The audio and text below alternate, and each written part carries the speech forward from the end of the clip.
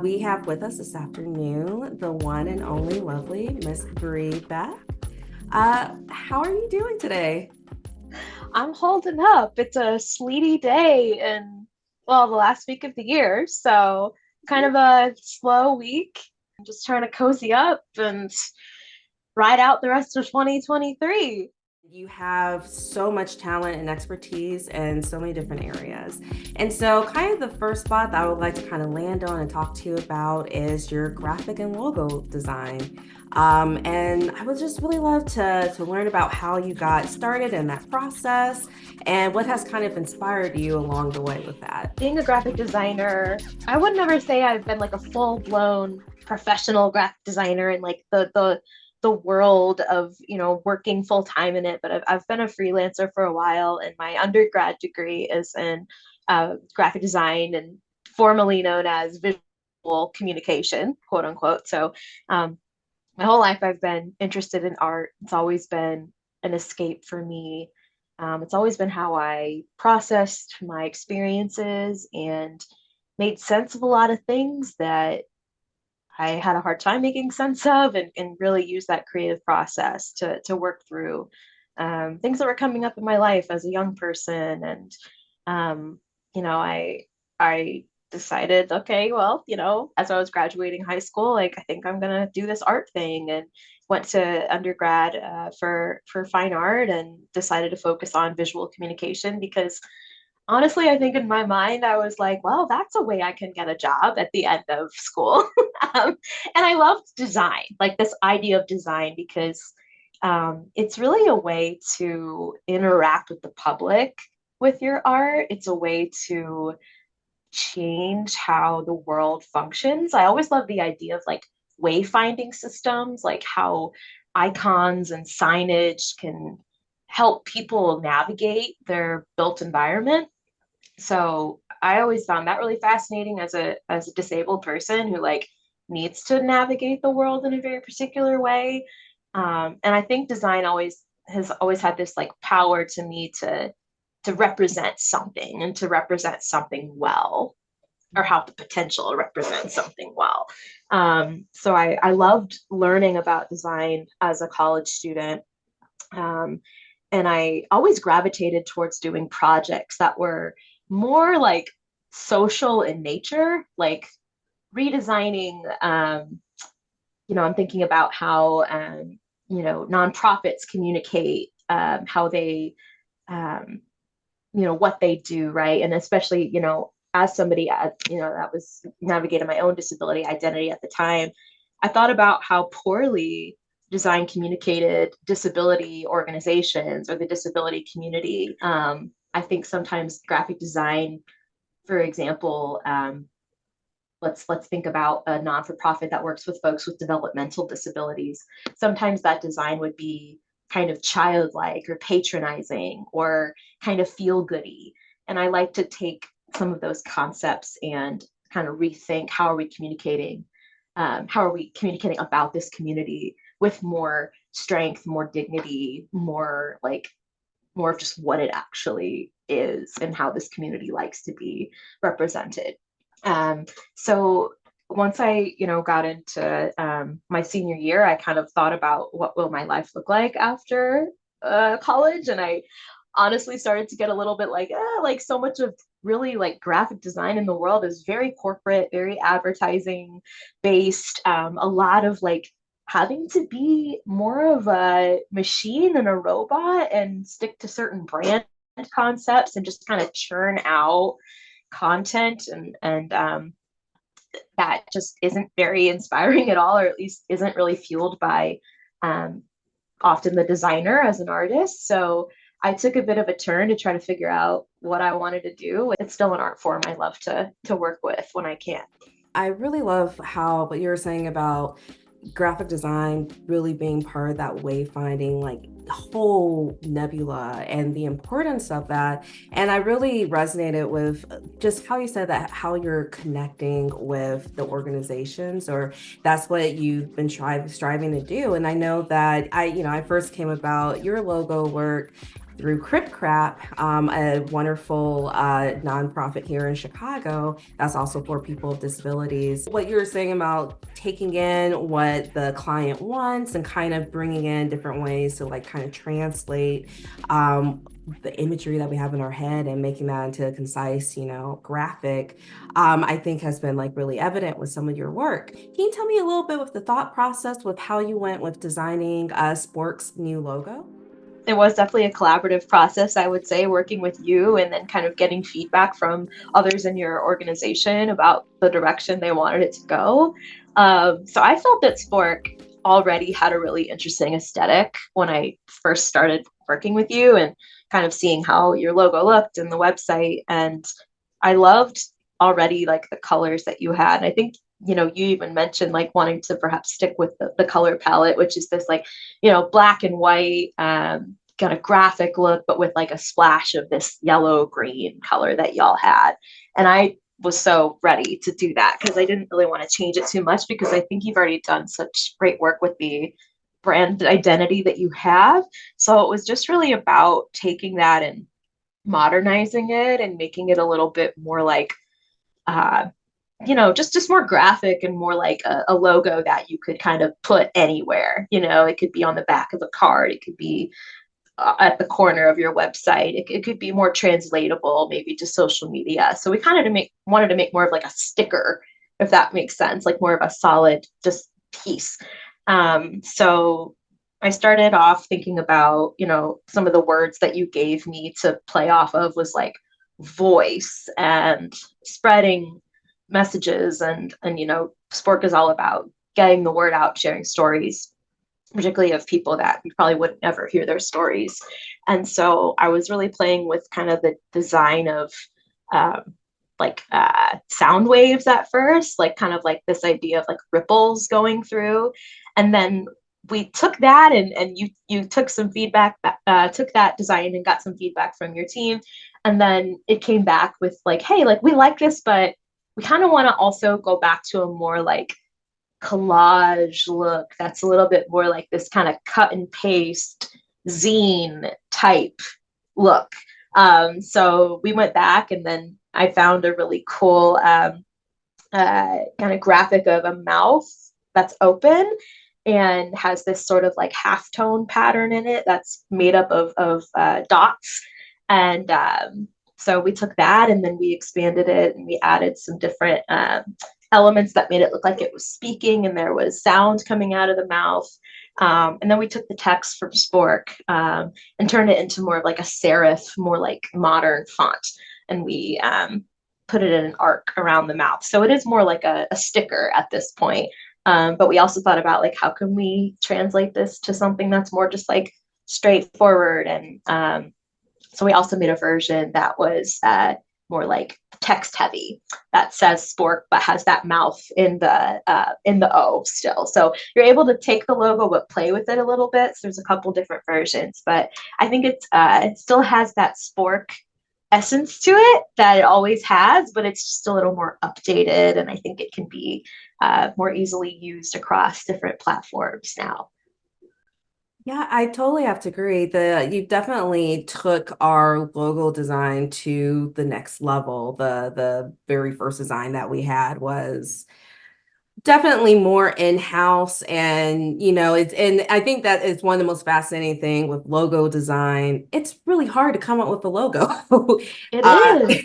you listen to the feedback and you just really took to heart just where we're trying to come from. It's hard to describe a feeling or an essence or whatever and ask somebody to translate that into a graphic, but we greatly enjoyed just your vision and your eye with working with us to create our to be honest, our first true professional logo. It's been very fascinating seeing how your work and your career transitioning from this graphic design and doing all this like really great graphic and logo work to this more counseling and consulting side. Can you explain a little bit how that transition has been for you? Following my undergraduate career, I felt a little bit lost about how I wanted to apply my art practice. And honestly hadn't really heard of this field of art therapy before. It's been around for, several decades now, if not longer, but it's been, more popularized in the last couple decades, I would say. Um, and I really just kind of did some soul searching and learned more about art therapy, hearing about it through several peers of mine who were interested in looking into it and applying their art practice into this more like the technical term would be like human service field, and really finding a professional career with it. Um, so around 2016, I went back to grad school, and that's what led me here to Chicago, because I went to the School of the Art Institute of Chicago's art therapy program. And I'm very glad that I did. It was a really intensive experience. I learned a lot. I had a lot of different practicums and internships. I was able to work at the VA hospital. I worked at several nonprofits during my graduate coursework. And then, I graduated in 2019 and worked again in a nonprofit for a few years. And then, of course, COVID happened very shortly into my career as a full-time art therapist, and really kind of turned that work upside down. And I was doing a lot of casework at the time, and it was very rewarding work. However, the turnover at the nonprofit that I was working for was just like at the highest because folks were burnt out left and right. The needed work at the time, which is, of course, was about survival, and it was about helping folks get groceries that we were working with, and making sure that they were okay, making sure they were getting vaccinated, making sure they were getting human contact with just like phone calls. And, it was just like a lot of groundwork, working with folks who had more severe mental health diagnoses was the group of folks that I was working with at the time. And I eventually reached a point of just burnout because I was one of the few people left at the agency, and a lot of work fell on my shoulders, and an opportunity came up to work in a group counseling practice. And I ended up jumping on that and learned about the world of just more individual one-on-one therapy. And I really did learn that I had a big heart for that, doing more of the clinical work, and being able to apply art to support folks with working through past trauma and gaining new insight about some themes that are coming up in their lives. But I also, in this process of, just my whole graduate, my time in graduate school and on, I learned about disability art and culture through just moving to Chicago and getting involved with an organization called Access Living, meeting mentors through Access Living, and the SAIC Art Therapy Program. I'll name out one in particular, my friend and colleague, Sandy Yee, who's an art therapist and is also a huge activist in the disability justice movement. And so getting to work with her and see her center disability in her arts practice was just monumental for me. And so while I do a lot of, clinical work and have since opened my own solo therapy practice this past year, I still love to do community art.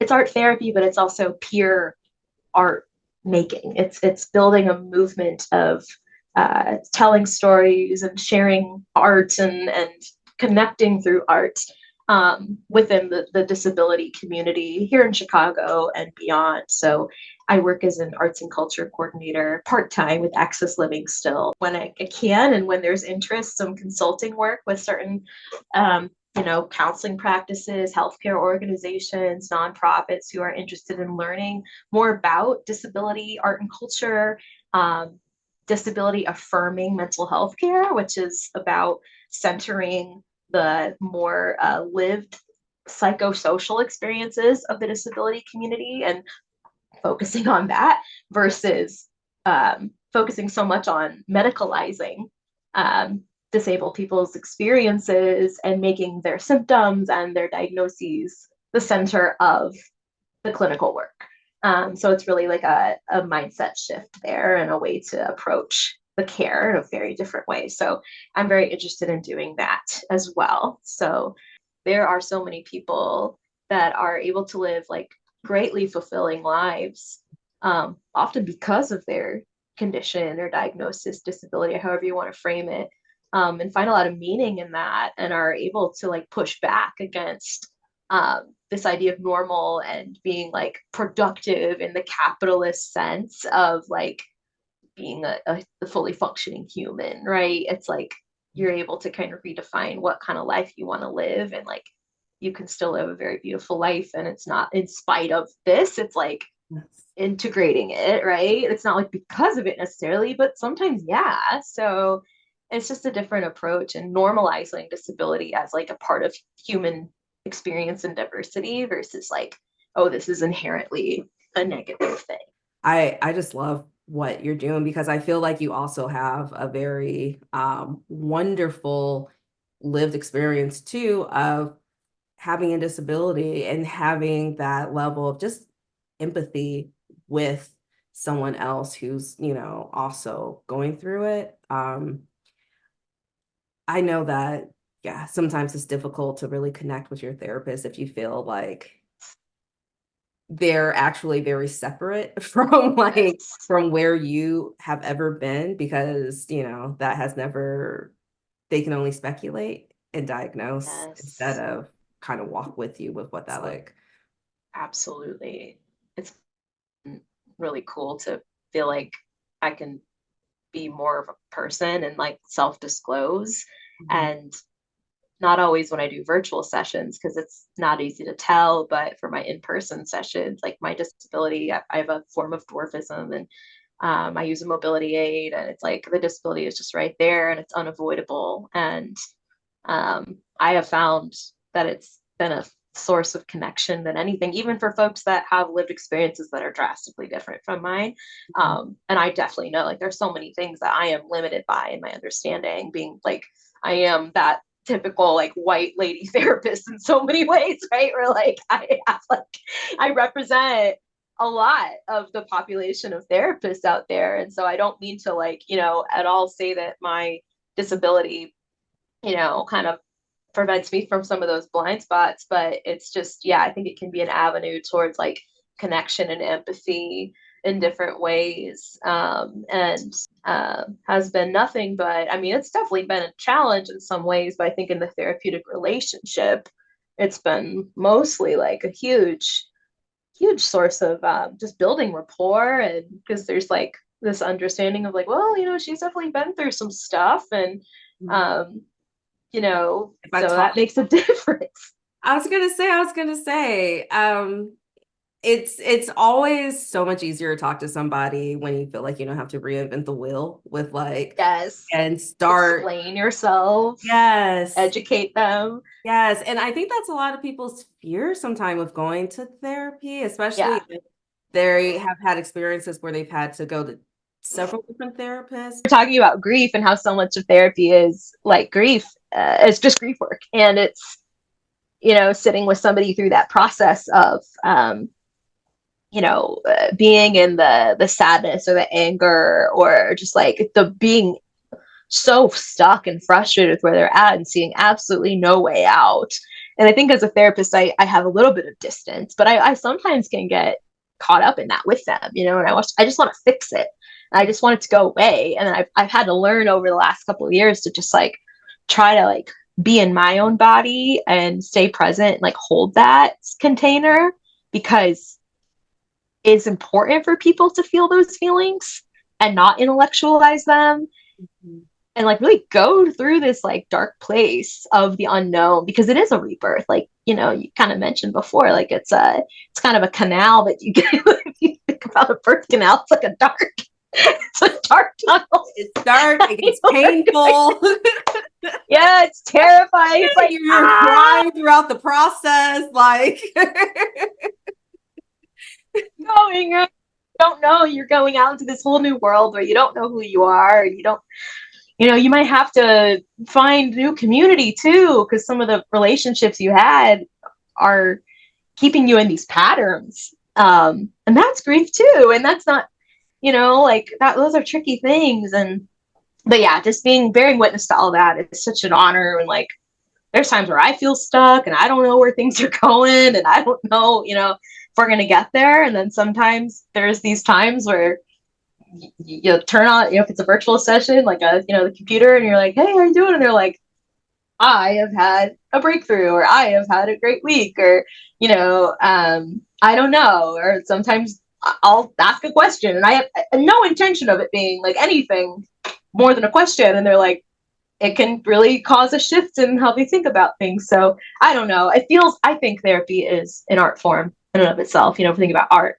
it's like a improv. It's like a yes anding, and it's like you have to be so present. I really like that word collaborative because I definitely feel like that is so much that is part of that relationship. Yeah. I've been with my therapist for about 10 years now, and I'm convinced like I'm gonna leave her in my will. Like she is, if I ever win the lottery, she's taking money from me. Like I've asked her like, can I write a review for you? Like, is there a place online where you can review therapists and just tell people? Because like it really is when you entrust just so much vulnerability into someone else's hands and they're able to take that with so much good faith, with honesty, Yeah. with transparency, and just really help you guide you through just so much. Um, there's it's hard not to feel a little bit indebted to that person. Can you tell me a little bit more about how your different lived experiences as a person with disabilities have influenced your work? So my work as a therapist specifically has definitely been influenced um, by my lived experiences. I first started going to therapy myself when I was about 23, and I was struggling with, navigating life as an adult that was disabled. And I felt like a lot of my life I had been not necessarily sheltered, but in some ways just being a student and full-time education, and I was able to have some supports, accommodations met, supportive teachers and friends, and more of a structure that I was in, that kept me kind of in a community. And I also in college was able to meet a lot of other amazing disabled people that became friends, and just learned so much from them, and kind of create this beautiful community together. And then when I was launched out into the quote unquote real world, I started to realize like this world is so like not built for me, and I had a hard time getting employment. I found a lot of interviews. I think there was some ableism going on. I interviewed as for some graphic design positions that um, the buildings themselves were inaccessible, so I couldn't even work there.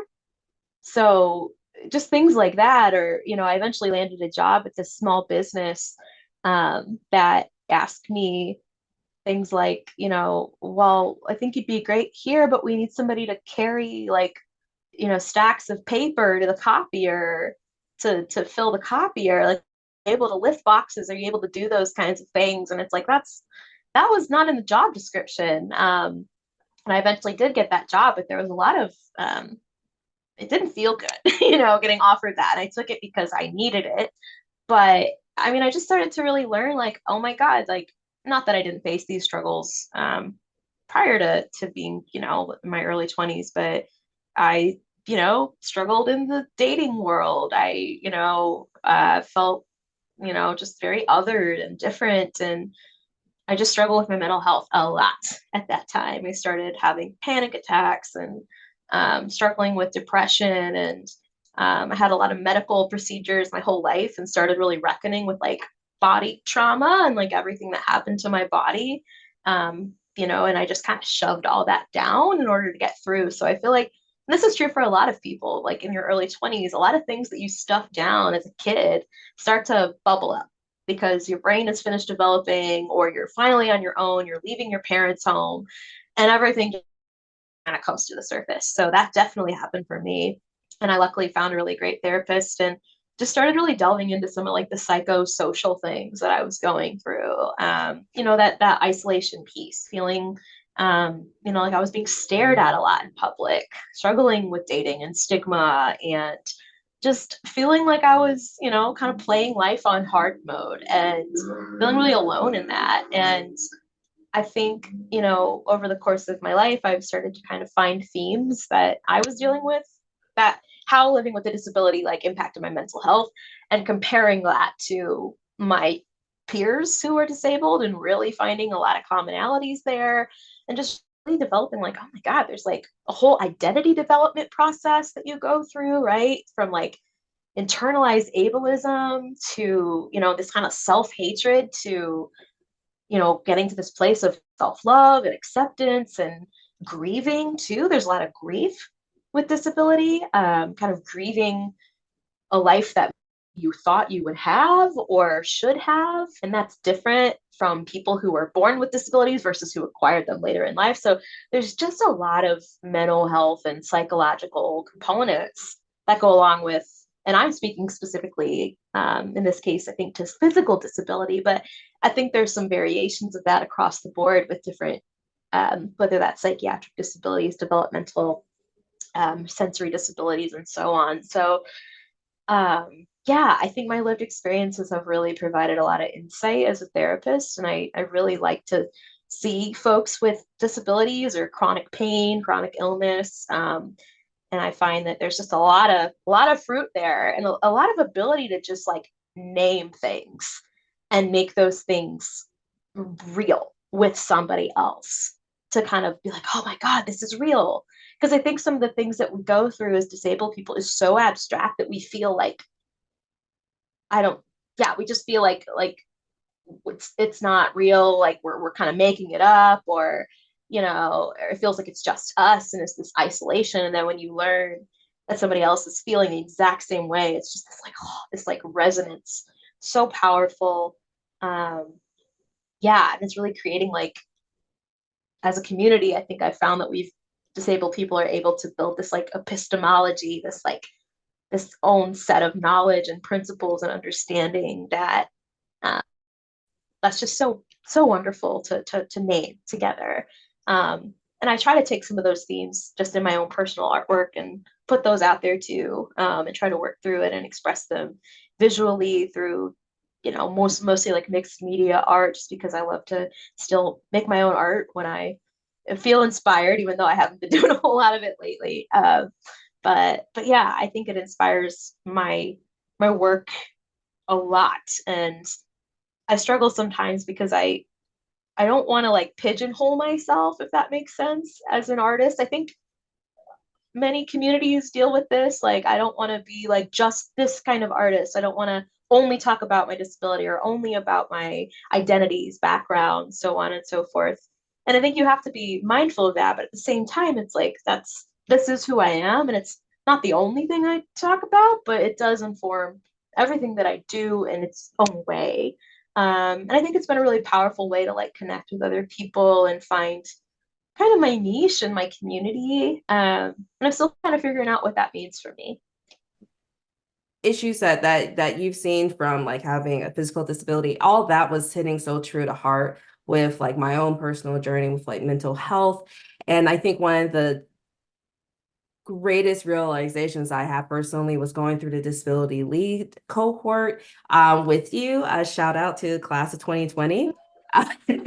Because that was truly like for me one of the first times where I was able to just connect on such a visceral level with so many people with so many different type of disabilities, and realizing that there was like a similar core with how our experience kind of intertwined with one another. And so can you tell me about how that experience through disability lead, how that looked like for you, and how has that either shaped or informed your personal and professional journey? Mm. Disability Lead is such an incredible organization. I'm just like so happy it exists. And yeah, my experience being a part of the cohort was incredible. I think we had such an amazing group of people that were in our cohort that year. We got so lucky.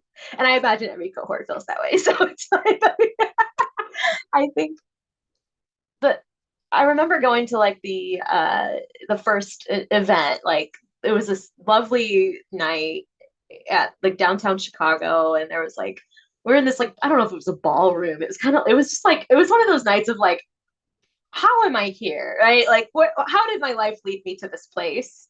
And you know, having hors d'oeuvres and champagne and all that, and it just I remember there was like I don't know how it was displayed, but the words power and influence were largely displayed in the room. And I remember feeling really uncomfortable about that. Like this kind of like, oh, you know, this organization is here to offer and to empower disabled folks to have power and influence at the table wherever they go, sort of thing, no matter what profession they're in. And I remember thinking like, oh, you know, but when you really think about it, like power and influence is that's how the world is run. Like, and it's like, who gets that power? And I think so many of us maybe felt like we never had power. And so to like have that kind of thrust upon our shoulders was really like, ugh, you know, like, oh, like this is about giving me power. And we were provided that year and still are provided now that we're like, you know, members of Disability Lead with opportunities to serve on a lot of like nonprofit boards and, you know, just get involved with a lot of ongoing things that are going on in the world and like have leadership and have a voice. And I think just like feeling like we were invited to a table and we're given like a ticket to have more power just because of this amazing network that's being built was just really incredible. And being a part of like the learning that happened that year, specifically in our cohort, I think our cohort was very, very diverse with like many different identities represented, many different disabilities. And it really provided like a very special opportunity to dive into like the intersectionality of disability, gave me a lot of you know thought about like there's a lot of privilege that I carry in this community that I need to like be very mindful of as a white person and you know just think about like all the various layers to disability like and I think that was an opportunity for us to really have a very in-depth conversation whereas I think disability can be really flattened and it's important to like recognize the many like so much nuance and I was just so happy that there were so many voices represented that I could learn from and continue to learn from. It's always fascinating when you have these moments in your life where you are just are able to receive so much education and so much, different perspectives, and you're able to almost be stretched a little bit outside of your limit, with your self-exploration and like who you are and how you're showing up. And, it's like you mentioned, like it's at first it kind of feels scary, but like it is this like kind of beautiful process. And in a lot of ways, I feel like that is therapy too. And so, can you explain to me, like, why do you think it's important to provide a relatable therapy experience for people within the disabled community? I think I hope the world of therapy is transitioning more towards that anyway, this more relational approach, because for so long, the world of you know, to be a therapist, you had to be this blank slate, this neutral presence that was expressionless and really provided just like a sounding board. And you weren't allowed to bring your humanness at all.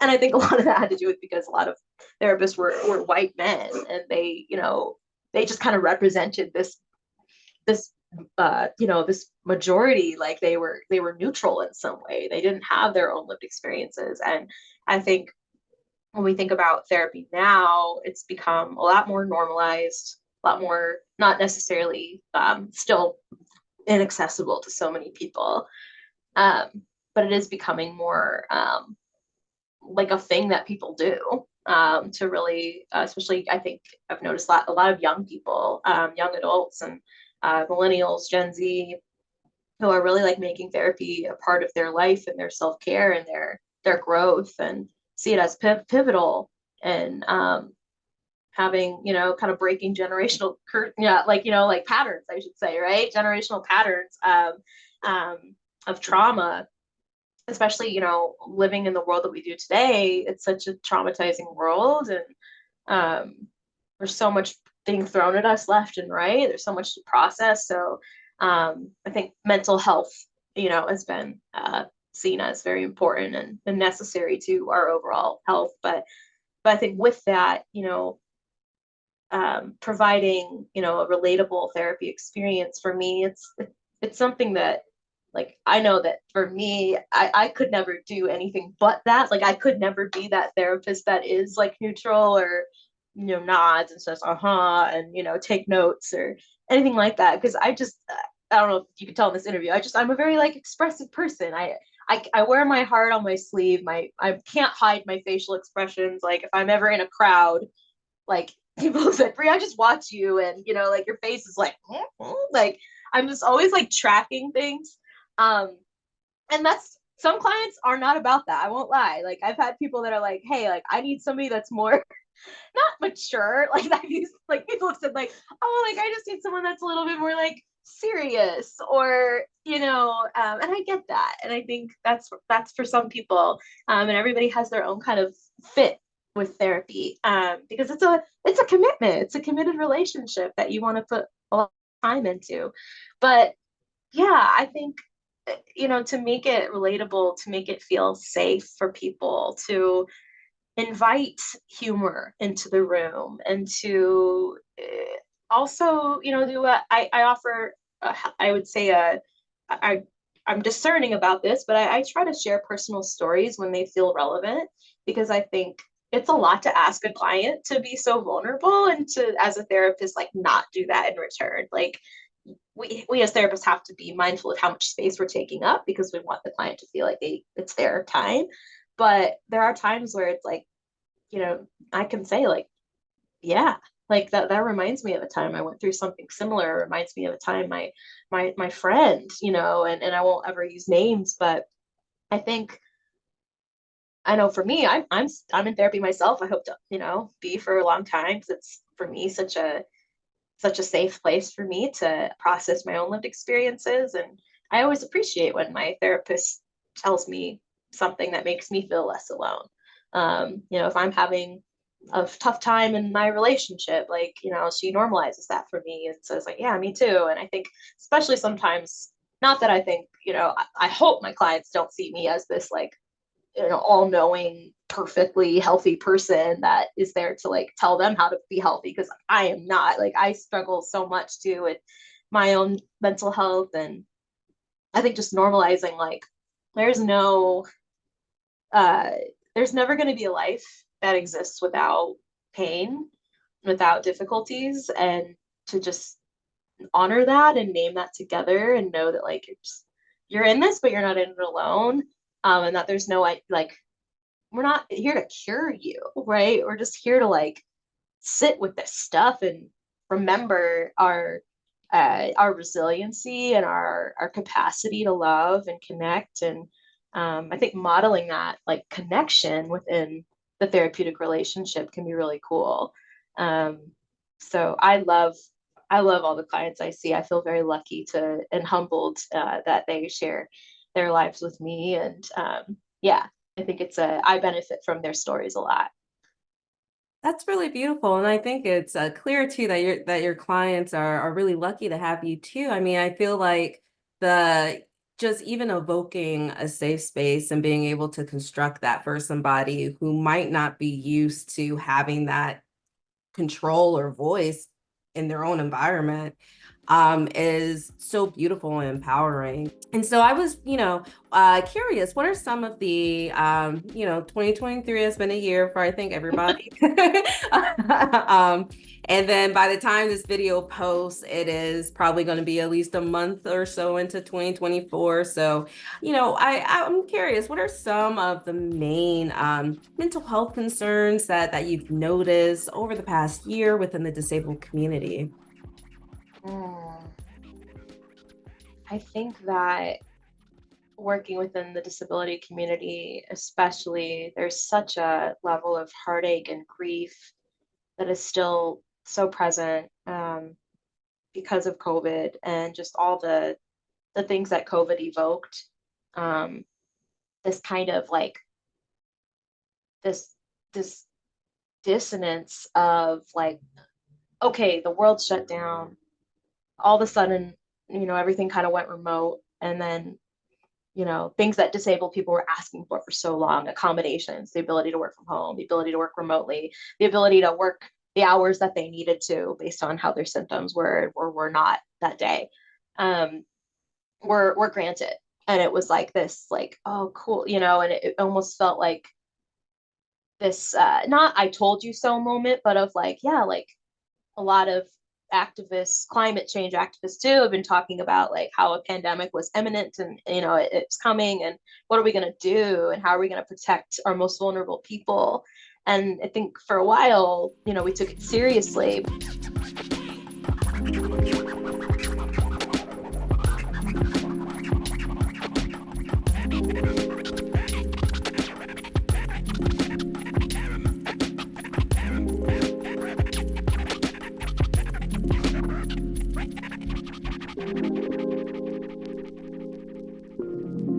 But then as time went on, it was like folks kind of lost their steam and their ability to like protect each other. And I still see many clients who are very COVID conscious, who are still very much locked down, still masking everywhere, still requiring just like really like heightened levels of precaution, because they have care workers who come in and they're like, well, where have you been, kind of thing. And it's just this like, this, I think, feeling very lonely in that right now, feeling very much like, wow, the world has moved forward. And I think, there's a lot of conversation that could be had about like where we need to be at as a world in terms of caution with the vaccine and such. But there are still so many people who are very concerned. And I think they don't feel like there's like an end in sight, but more so like, I think they just feel like the conversation's been dropped entirely, and that they need to be the ones that like hold that, for everybody else. So there's a lot of isolation there, a lot of grief too from just all that's been lost. And yeah, there's just, I think that's been one of the biggest things. And also just navigating, I think that this is a little bit, similar but different, that just there's a lot of medical trauma that the disability community faces, um, having their symptoms, uh, not being believed by healthcare professionals, or healthcare professionals not, you know, collaborating with them, thinking that they are more, informed and knowledgeable than the patient themselves. And I think as a healthcare, I guess I consider myself a healthcare provider, I can recognize that doctors are also burnt out, and doctors are also having to conform to this ridiculous system of health, the insurance world, and see so many people a day. And it's all just so messed up, right? And my heart goes out to everybody in this world, because it's pretty broken. But I think those are some of the major things that I've seen lately. You bring up so many fabulous points. It's especially that isolating feeling for those within the disabled community who still have to hold space and feel like they need to continue holding that space. It is kind of this weird cycle that we're in, where as a whole society, we can find importance with how we need to show up and protect one another. And then our attention span can only do that for like a year and a half before we just want to reverse and destroy all those gains. So the more people of your background that are able to like come onto the scene, it just greatly helps not only our community but the bigger community as a whole. And that does, I had a chance to peruse your website and to look at all the wonderful, fascinating things and services that you offer. One of the main things that caught my eye were the workshops. In particular, that stood out to me, that I really loved, was exploring internalized ableism, and utilizing art therapy for chronic pain management. So can you just give us a little breakdown, like how did you come up with these topics, and if someone showed up to one of these workshops, how does that look? Yeah, these are all topics that like I just think are needed in the field, and like I don't think I've seen a lot of presentations on these topics yet. So internalized ableism is definitely, something that I would love to, and I've done this not formally, but I have a peer support group through Access Living that meets weekly. And a lot of the things that we talk about are internalized ableism, shame, recognizing like what kind of messages in the world have informed like our sense of self, and really unpacking like what are the things that are making me feel like I'm not good enough, or that like I think it comes down to a lot of like I said earlier, like these capitalist values of that, like, you know, feeling shame that we can't keep up with the pace of things, feeling like, you know, we should be doing more, or we should be better by now, or that we can't set boundaries or say no, and this kind of like really like icky balance of uh, taking care of our needs while also like recognizing that we are like a part of a community, and that we um,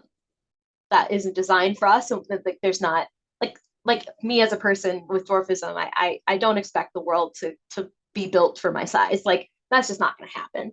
I'm always going to have to navigate the world, and it's always going to be hard for me because I am in the very I am in a minority for sure. And that's just one example, but kind of like parsing through like what am I allowed to ask for, when maybe that ask feels like it's going to put a burden on other people, particularly like our close friends and family, kind of navigating those relationships of dual relationships where maybe we have a family member that it gives care, but is also like we can get in fights with sometimes. And what if, you know, we can't get in a conflict or say what we need to say because we're worried that that person won't come help us into bed that night.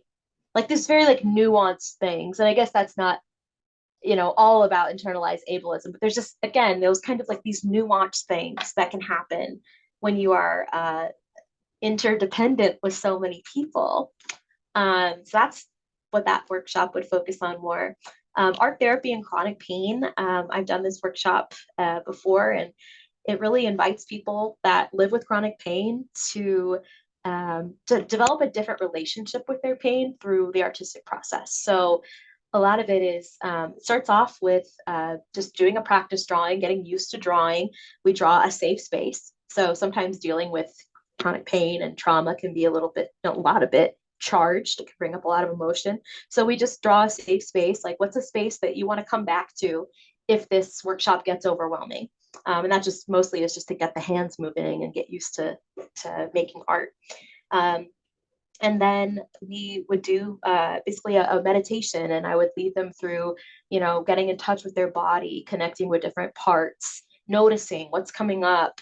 Is there pain? Is there tension? Is there not? Is there parts of your body that aren't in pain? Like, can we also focus on that too? And then from that, we do a drawing that's inspired by that meditation. So we would, some people draw um, very literal depictions of their pain, like fire or stabbing type, uh, just kind of graphic images of the really difficult experience they're feeling. Um, and then we do a writing component where we have a conversation with it, and we ask it, um, what are like, what do you want to tell me? And it's just this like curiosity that we build with the pain, and then we write what the pain says. And I will say, like, every time, let's get emotional now, every time this has taken place, people are they're so surprised by what the pain says. And it's often a very sweet response. It's often very much like,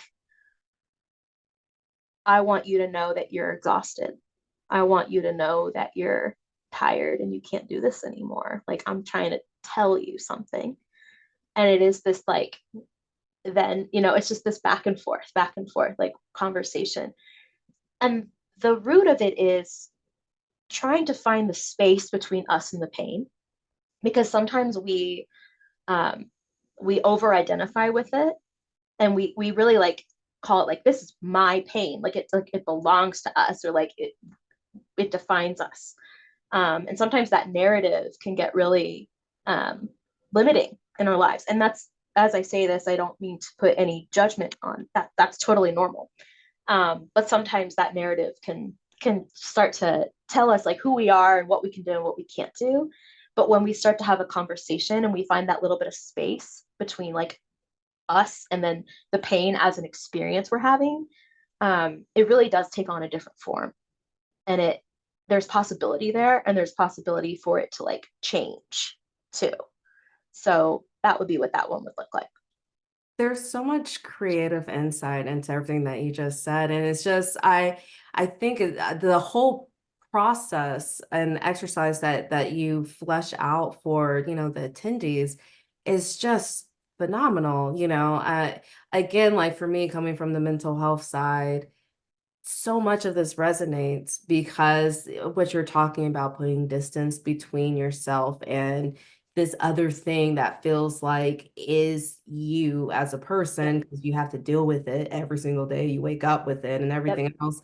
Um, it's so rare that I feel like when you're stuck in that you're able to have that kind of separation and kind of have a real check-in with yourself without the pain or the thoughts or whatever being like on your back listening in. Like, how long do these workshops last, and are there a series of them?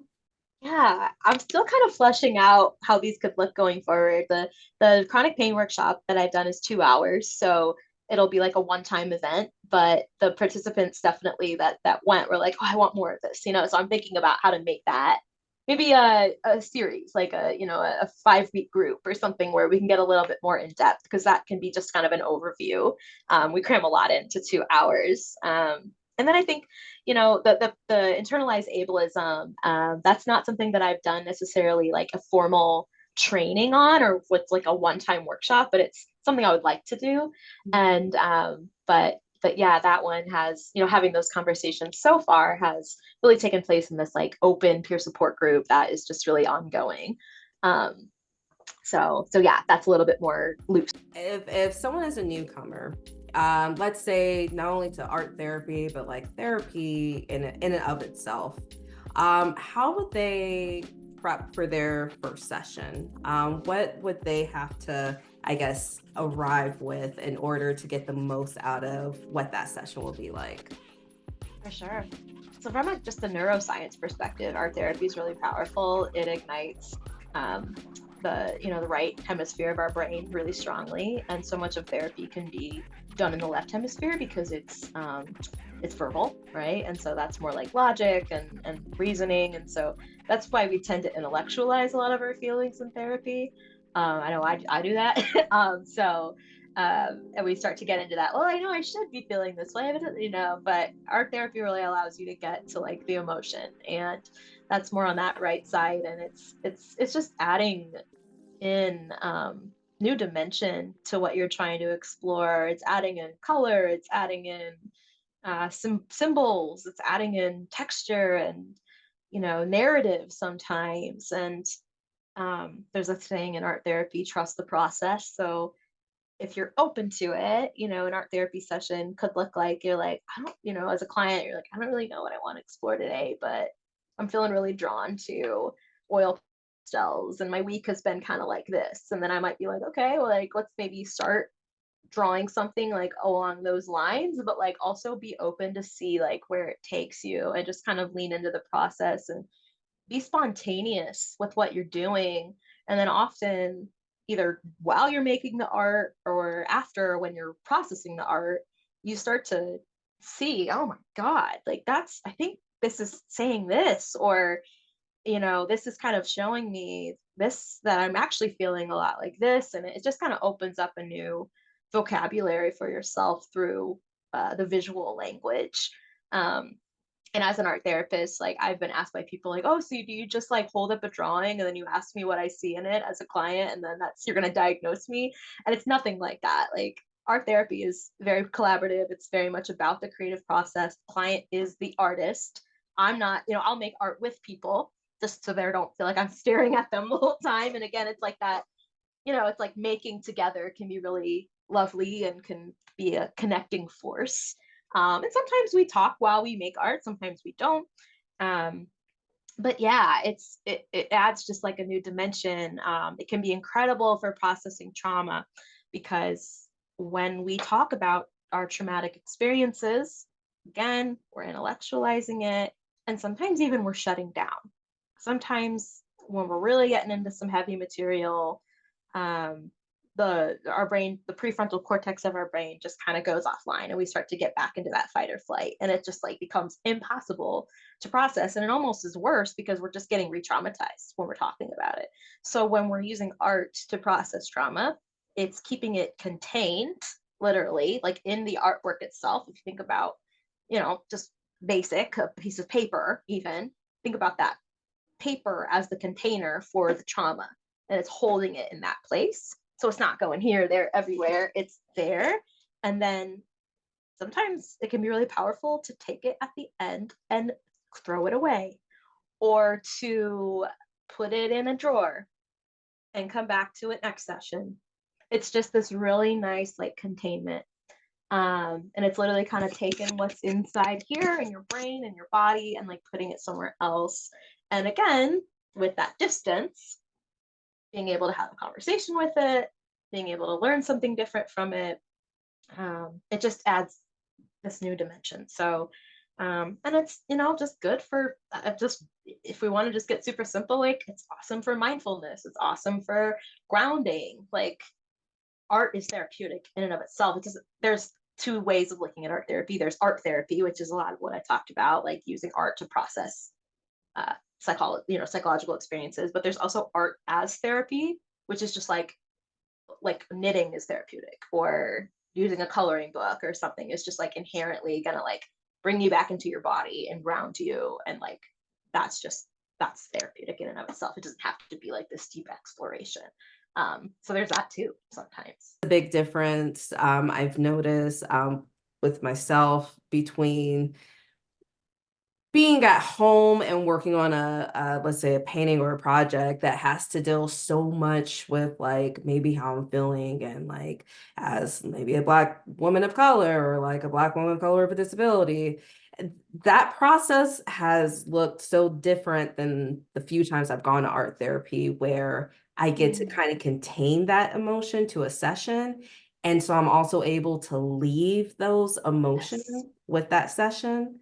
Because when you're at home and the world's your oyster, you have all the Yep. time in the world to just focus on how deeply you're feeling and you're trying to convey all that.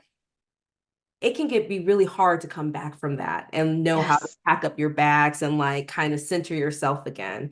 And so I just love your breakdown, the variations of that art therapy and different ways that you help the other person, the client, kind of contain it and make it a little bit more digestible.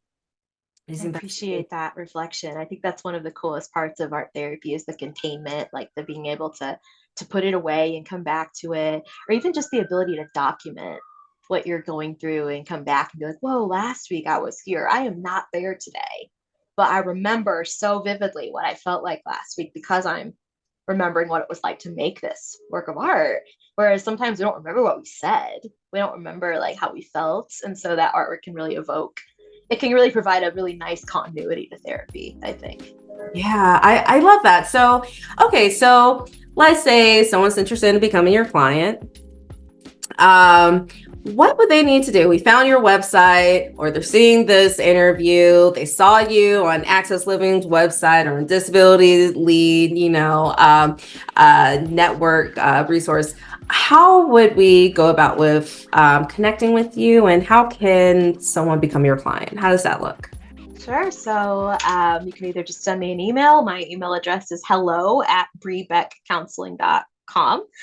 Bri is spelled BRI.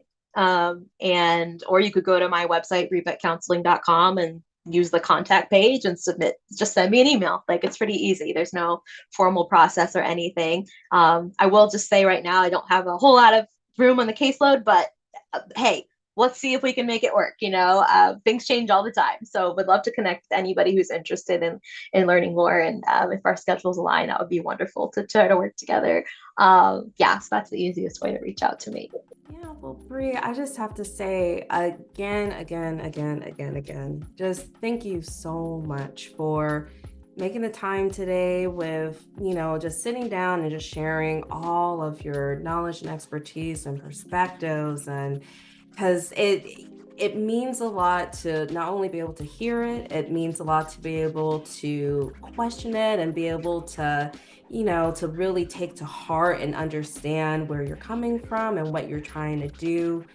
Thank you so much, Whitney. I'm also very moved and always inspired by what you do. And it's great to know you and be your peer and friend and the fellow fellow person in all this work and fight. And I think we're both coming at it from different angles, and I learned so much from you, so I appreciate you having me here. And I love how this conversation spurred from a logo. And I think it's really cool that we could talk about all the things. And I appreciate your trust in me for that too.